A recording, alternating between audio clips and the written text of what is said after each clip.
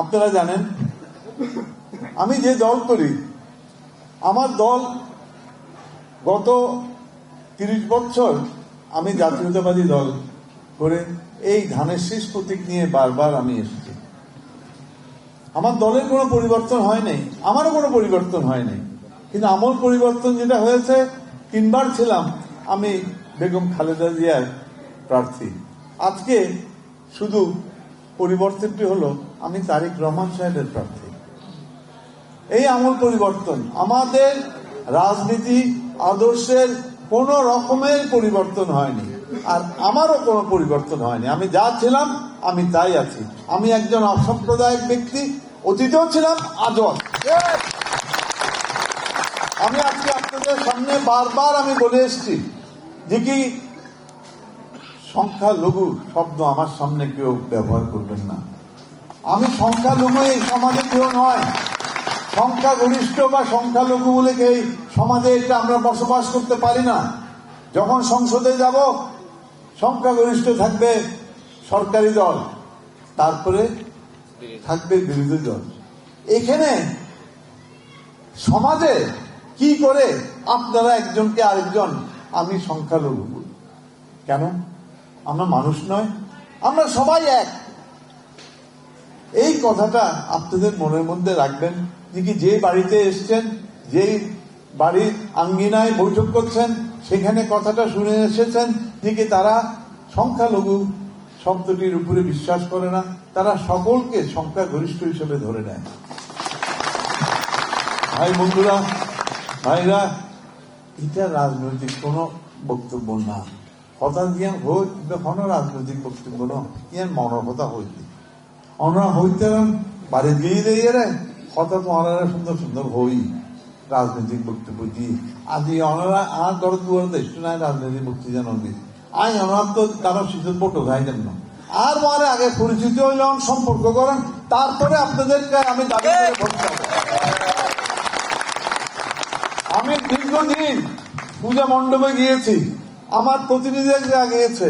গত 2 বছর যে পূজা হয়েছে, আমি যেতে না পারলে আমার সন্তানকে আমি পাঠিয়েছি।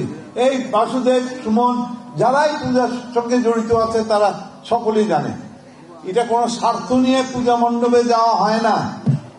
আমার সুখে আপনি সুখী, আমার দুঃখে আপনি দুঃখী, সেটার জন্য আপনাদের পূজা মণ্ডপে অংশগ্রহণ করা হয়। আপনারা বুকে হাত দিয়ে বলেন তো, গত 15 বছর কোন ভোটে আপনারা অংশগ্রহণ করেছেন? আপনারা বুকে হাত দিয়ে বলুন। গত 15 বছর দেশে কোনো বাস্তব ভোট হয়নি।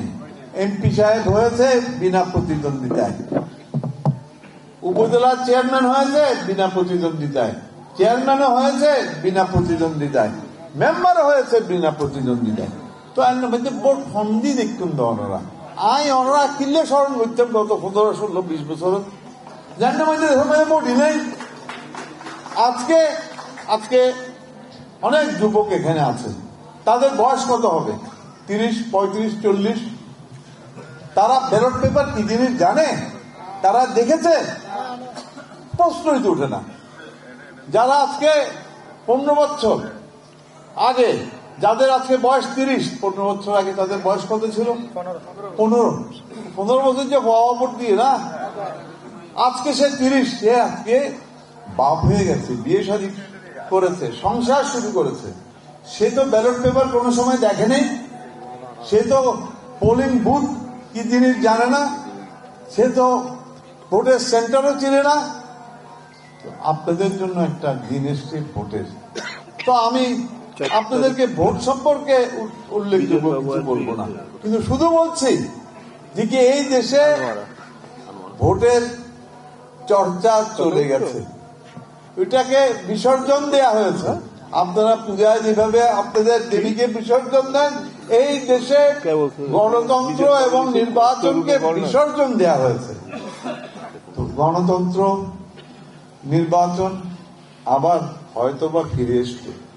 আপনারা যারা এখানে উপস্থিত আছেন, আমার প্রিয় সনাতন ভাইরা, আপনাদের জন্য আগামী 12 তারিখ একটি পরীক্ষার দিন, একটি কঠিন পরীক্ষার দিন। যে কি আমরা হিন্দু, মুসলমান, খ্রিস্টানরা কিভাবে সহ অবস্থান, শান্তিপূর্ণভাবে এই দেশকে এগিয়ে নিয়ে যেতে পারবো, সমৃদ্ধির দিকে এই দেশে আনতে পারবো উন্নতি, এবং এই দেশে আনতে পারবো শান্তি।